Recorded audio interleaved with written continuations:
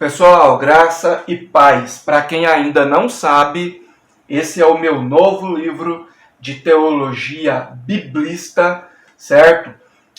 Desfazendo o calvinismo à luz da Bíblia. Nesse livro, eu faço a exegese de várias passagens que são usadas por essa doutrina, certo? Inclusive, faço a exegese imparcial, versículo por versículo, no que diz respeito ao assunto de Romanos, capítulo 8, capítulo 9, capítulo 10, capítulo 11, certo? Esse livro, ele já está disponível nas livrarias digitais do Brasil, mas se você quiser adquirir direto comigo, pode também. O link da livraria ou os detalhes para você adquirir direto comigo na descrição desse vídeo. Lembrando que não falo de pessoas, certo? Aqui eu abordo acerca da doutrina, tá bom? Hoje eu quero conversar com vocês sobre esse pronunciamento do senhor Heber Cocarelli, do programa Vejam Só na Hit TV. Eu acredito que a maioria dos inscritos aqui no canal já conhecem o Heber, né?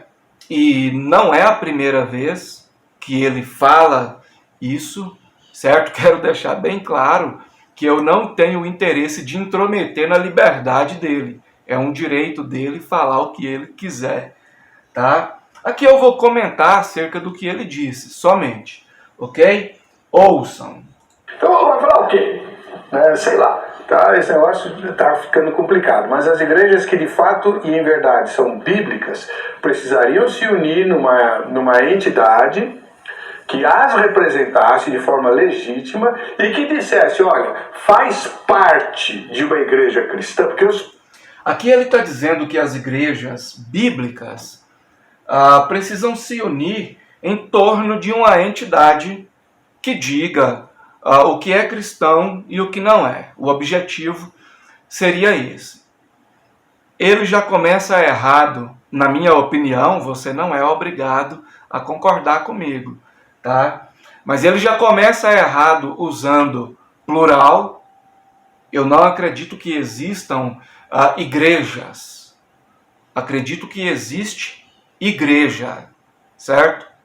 E aí ele diz que essas igrejas bíblicas precisam se unir para construir, ou sei lá, para que venha a existir uma entidade que diga, que as represente e diga o que é cristão e o que não é. Só que, a partir de qual pressuposto ele vai fazer isso?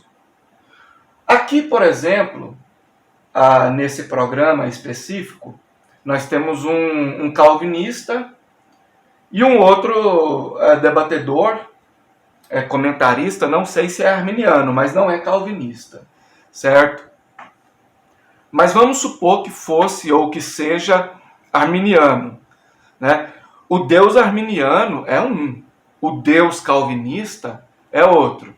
Aí você pode dizer, não, usam a mesma Bíblia, falam o mesmo nome de Jesus, falam em nome do mesmo Jeová, do mesmo Deus, YHWH, né? Mas você tem que entender que o modus operandi é outro, certo? As implicações lógicas da doutrina calvinista geram um Deus diferente do Deus da Bíblia. Não vou entrar em detalhes. Existe uma playlist completa onde eu falo sobre o calvinismo aqui no canal, tá bom? Aí ele cita também a questão da Igreja Católica, aí ele fala da denominação universal, mundial e etc. Ou seja, dentro do cristianismo não existe ortodoxia. Se você quiser dizer que existe uma ortopraxia, ok, mas ortodoxia não. Ortodoxia existe na Bíblia. No cristianismo não, certo? No cristianismo você tem pré-tribulacionismo, pós-tribulacionismo, mid, preterismo parcial, preterismo radical, calvinismo, molinismo, arminianismo, adventismo e etc, e etc, e etc. Certo? Então não existe uma ortodoxia no cristianismo. Logo, seria impossível você pegar vertentes, derivações, criações desse cristianismo e juntá-las em prol de uma instituição que dissesse, olha, isso é cristão, isso não é. Porque dentro do próprio cristianismo você tem esse embate imenso de doutrinas que acabam gerando um Deus diferente do Deus da Bíblia, mas que usam a Bíblia para isso, o nome de Jesus para isso, o nome de Deus para isso, e etc, e etc. Certo? Então é complicado, porque quando a pessoa diz esse tipo de coisa, ela com certeza deve ter um pressuposto em mente. Mas será que esse pressuposto que ela tem em mente é dela ou vem unicamente da Bíblia? Porque se vem unicamente da Bíblia, então já não daria para colocar nesse mesmo balaio calvinistas, arminianos, molinistas, certo? Não sou arminiano, respeito os irmãos arminianos, tenho minhas discordâncias com o arminianismo, mas entendo que o arminianismo não fere o caráter de Deus, ok? Eu defendo a doutrina, a teologia biblista, ponto. Biblista, somente. Agora, mais uma vez, eu tenho que repetir, você não é obrigado a concordar comigo, certo? Aqui eu trabalho com teologia e com liberdade, tá? Vamos ouvir mais um pouco. O senhor quer que os membros da igreja, os crentes comuns, tenham um discernimento que não lhes é dado. Como é que eu vou saber se a minha igreja, que se diz cristã, não é uma seita, como algumas denominações... Inclusive essa questão das seitas, quando estudada dentro do cristianismo, não leva em conta uma ortodoxia, porque não existe uma ortodoxia no cristianismo. Certo? Existe um pluralismo.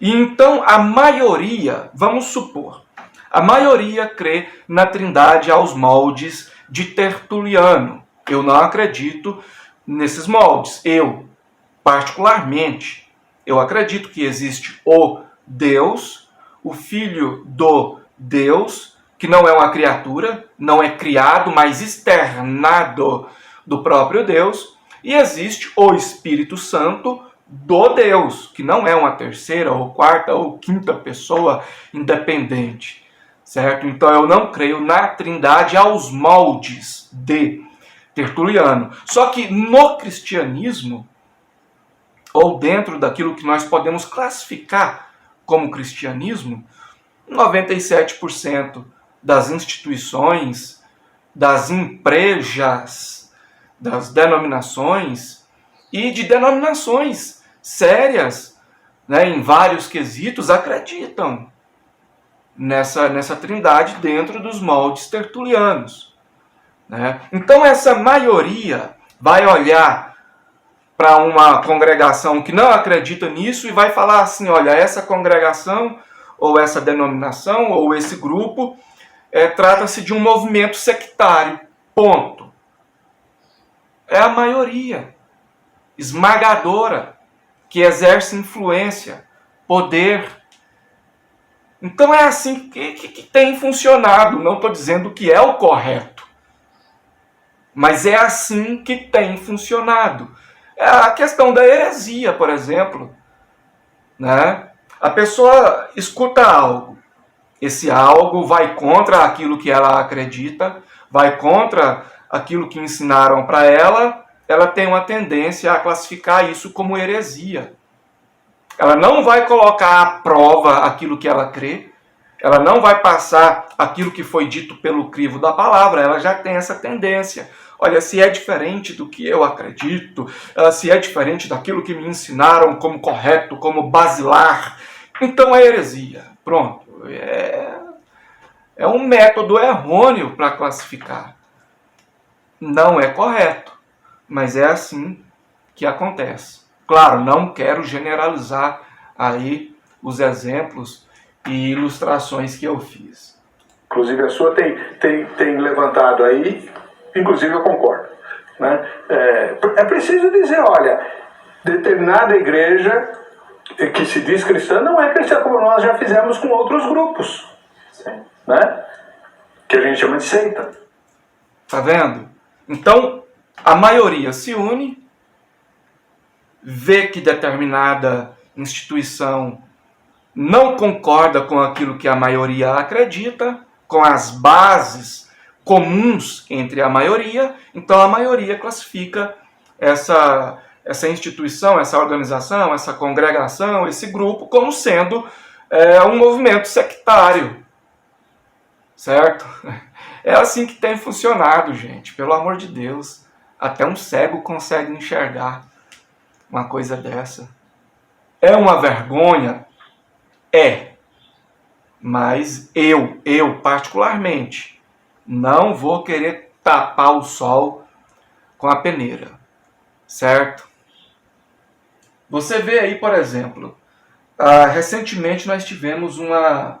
É só um exemplo isolado, é só um exemplo, tá? Eu sei que pessoas estão aí doidas para que eu dê uma brecha para elas pegarem algo isolado, né? Mas é só um exemplo.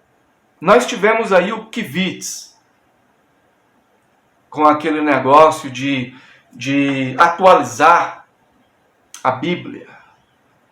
Né? Muitos entenderam, outros não entenderam, eu vou comentar sobre isso em outro vídeo. Mas ele foi bombardeado, ok? Na internet, principalmente nas redes sociais. Ele foi bombardeado nos púlpitos, certo? Agora, em contrapartida, nós temos um reverendo famoso, já foi chanceler de uma universidade, se eu não me engano, que disse que Deus determina todos os nossos pecados. Todos os pecados cometidos, existentes, inclusive os mais hediondos, são determinados por Deus, mas a culpa continua sendo nossa. Meu amigo, você consegue imaginar o que aconteceria se o Kivitz tivesse dito isso? Né? Esse mesmo reverendo disse que Deus só pode prever aquilo que ele mesmo decreta. Ou seja, se uma criança vai ser, né, Deus só pode prever porque o próprio Deus decretou. Aí esse reverendo disse que Adão e Eva tinham livre arbítrio. Ou seja, Deus não tinha decretado a queda para que o casal pudesse ter livre arbítrio. Mas, segundo ele, Deus só pode prever aquilo que decreta. Então, se Deus não decretou a queda, Deus não podia prever a queda. Se não podia prever a queda, não é onisciente. Se não é onisciente, deixa de ser Deus. Porque a onisciência, obviamente, é um atributo irrevogável da divindade. Então, são implicações lógicas. Agora, imagine se o Gondim tivesse dito isso. Meu amigo, metaforicamente, ou às vezes até literalmente, teria sido queimado vivo em uma fogueira em pleno século XXI. Tal como fizeram lá com Miguel de Serveto. Né? Então esse negócio de juntar a maioria para que a maioria que tem bases em comum decida o que é e o que não é cristão, não funciona. É a Bíblia que tem que decidir. E para isso, o orgulho do homem precisa ser quebrado. É preciso que haja liberdade ministerial, institucional. Porque o cara, por exemplo, isso é um exemplo, gente, é um exemplo. Tá? Vamos com calma aí, pessoal. Vamos lá, um exemplo. O cara que é um ministro, por exemplo, de uma denominação pentecostal pré-tribulacionista. E esse cara tem um cargo, esse cara tem prestígio, esse cara tem uma agenda lotada e etc e tal, com todo respeito aos pentecostais, eu não generalizo as pessoas, tá? Então esse cara, ele é pentecostal, ele é pré-tribulacionista, ele tem prestígio nesse meio, tem uma agenda lotada e ele vai estudando, e ele vê que esse negócio do batismo com o Espírito Santo, evidenciado por glossolalia, línguas estranhas, e esse lance de arrebatamento antes da grande tribulação não condiz com o contexto bíblico. Meu amigo, se esse cara começar a ensinar isso, ele vai perder o prestígio no meio que ele está. Às vezes não perca todo o prestígio, mas perde aí 90%. Pode perder cargo, pode passar a contar com uma agenda vazia. Então não existe liberdade institucional nesses parâmetros. E isso já dificulta a pessoa analisar as coisas a partir da Bíblia. Essa falta de liberdade faz com que as pessoas passem a examinar a doutrina ou a instituição ou a congregação a partir da lente, da ótica da maioria, e não da Bíblia, e etc. e tal. Certo? Então, isso aqui que o Weber está falando é algo que, no mínimo, precisa acender uma luz de alarme. Certo? No nosso linguajar, né? Então, precisamos fazer isso. E dizer, olha, para ser bíblico e cristão, precisa crer nesse, como que o senhor chamou? Etos protestante, né? Olha, eu concordo. Veja bem o que ele está propondo. Essa instituição que seria organizada, construída pela maioria das denominações, obviamente uma maioria que tem uma maioria de conceitos em comum. Então essa instituição iria dizer assim, olha, para ser cristão, para ser bíblico, tem que crer assim, assim e assado. Ponto. E a Bíblia? Como que você vai criar uma instituição dessa com base no cristianismo, que não tem sequer uma ortodoxia, pelo amor de Deus, gente? A gente tem que policiar as palavras, mas é complicado, cara. É complicado. Né? Será que nessa instituição, que seria a instituição aferidora, aquela que iria dizer o que é e o que não é bíblico, será que nessa instituição teríamos molinistas, calvinistas, arminianos, pelagianos, maniqueístas, sei lá? Pô, cara, que... Gente, é igual aquele posto de gasolina, tem que ter chaco. Eu repito isso e... Né? Para quem ainda não sabe, eu quero mostrar também os meus 2 livros de teologia. Aqui eu falo dos assuntos mais complexos e polêmicos dentro da teologia. Tudo de uma forma unicamente biblista e imparcial. Trata-se do livro Eclésia e Reforma Já, volume 1, e Eclésia e Reforma Já, volume 2. Esses 2 livros já estão disponíveis nas livrarias digitais do Brasil, mas se você quiser, pode adquirir direto comigo também. O link da livraria, o passo a passo para você adquirir direto comigo, na descrição desse vídeo. Esse é o curso de teologia 100% online, à distância, que eu estou ministrando, Teologia Biblista. A nova turma começa no dia 23 desse mês. Já estamos quase fechando essa nova turma, mas ainda dá tempo de você fazer a sua matrícula. Eu aguardo o seu contato, os detalhes na descrição aqui do vídeo, ok? Que Deus continue te abençoando e abençoando toda a sua família. Obrigado por tudo. Até a próxima.